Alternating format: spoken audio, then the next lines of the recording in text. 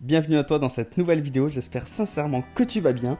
La semaine dernière, on te présentait notre solution qui nous a permis d'économiser plus de 400 € sur notre aménagement, en tout cas sur la partie isolation. C'était réellement une révolution sans pour autant baisser la qualité, bien au contraire, l'augmenter.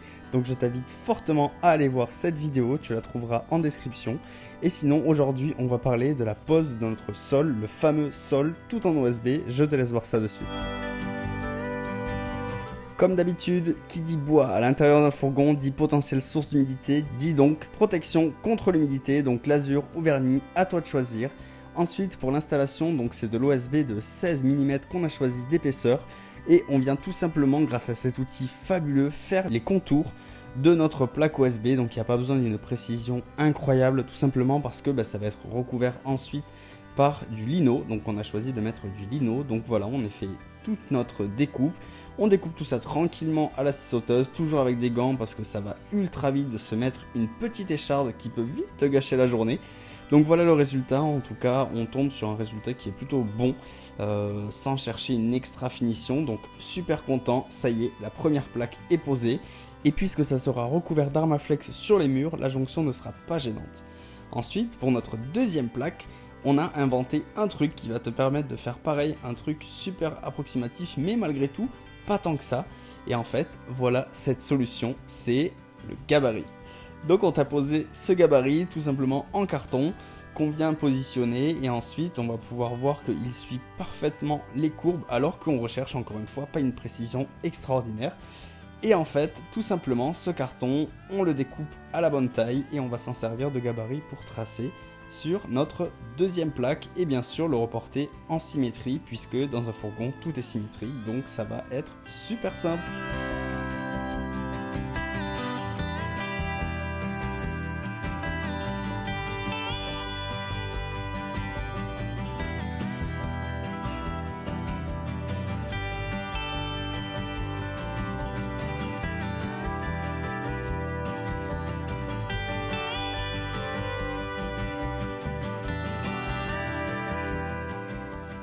Alors, tu sens comment? Moi je pense que ça passe.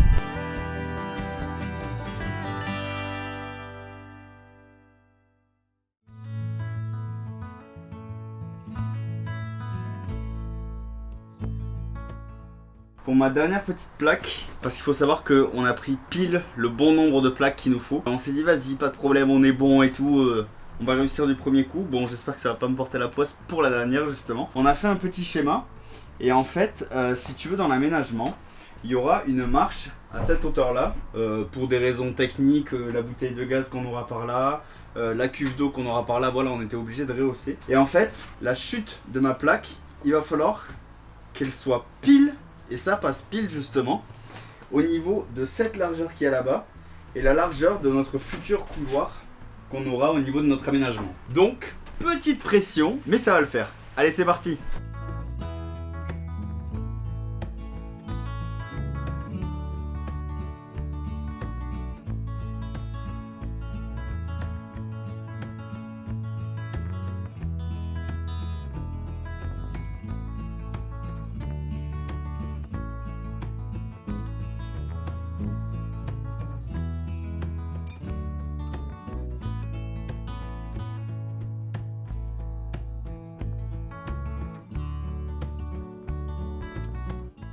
On ne se presse pas, on y va tranquillement, on veut quelque chose de propre parce que crois-moi, une plaque d'OSB ça coûte un peu cher honnêtement, enfin tout dépend le rapport, voilà, ou en tout cas l'idée des prix que tu peux en avoir, mais c'est vrai que ça coûte plutôt cher et voilà, il vaut mieux y aller pas à pas, recouper pour obtenir ce résultat qui honnêtement j'adore, c'est ultra précis, c'est parfait.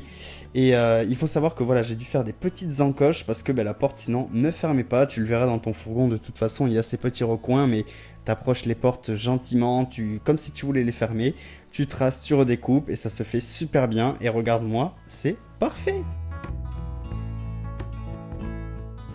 On croyait que c'était bon, mais en fait non, il nous manque un seul truc et ça se passe juste dessous le plancher.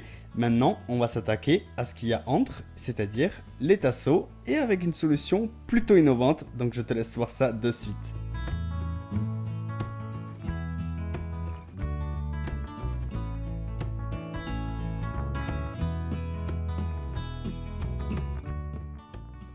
Avant de pouvoir installer nos tasseaux au sol, on veut quand même s'assurer au niveau du passage, des passages principaux, que ça vienne pas en fait faire un pli ou se tordre avec le temps.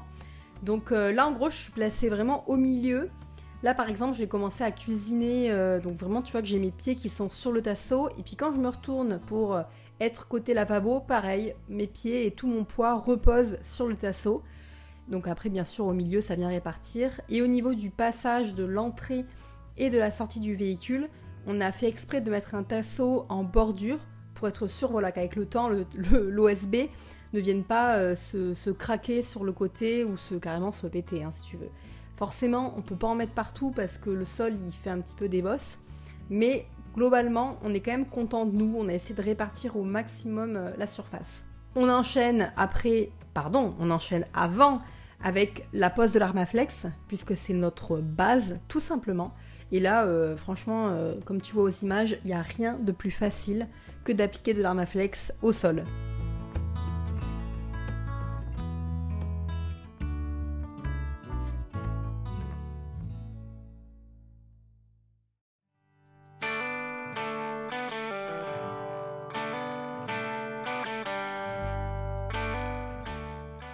Et à la fin, on vient positionner nos tasseaux par-dessus. Donc tu vois que déjà je suis en chaussettes, hein. J'essaie d'éviter d'abîmer l'Armaflex avec les pompes. Et après, j'essaie de marcher aussi sur les tasseaux, encore une fois, pour ne pas trouer l'Armaflex. Ça reste quand même fragile, les gars.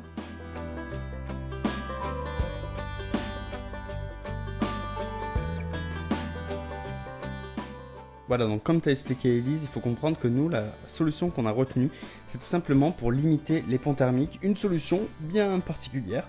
Honnêtement, on l'avait pas vu jusqu'à présent, mais nous, ça nous a paru une évidence quand on s'est un petit peu penché sur ça, sur cette isolation. Les enjeux d'isolation, c'est de limiter au maximum les ponts thermiques et les éventuelles remontées de fraîcheur que tu peux avoir au niveau de ton isolation au sol.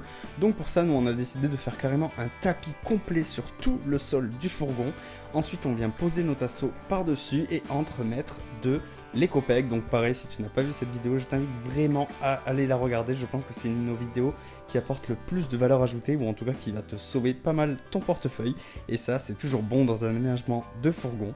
Et donc ensuite, tu vois, on vient recouvrir tous nos tasseaux pour être sûr, au cas où, si jamais l'humidité venait à traverser l'Armaflex et contaminer nos tasseaux qui pourtant sont lazurés, et bien malgré tout, on vient mettre en plus ces bandes noires que tu vois qui sont des bandes d'Armaflex, et aussi pour éviter que dans le temps ça se mette à couiner le contact bois contre bois. Donc normalement avec ça on est parfait. En tout cas c'est la solution qui nous a paru la plus appropriée. Je t'invite fortement à nous mettre un petit commentaire, savoir ce que tu en as pensé, savoir si tu retiendrais cette solution.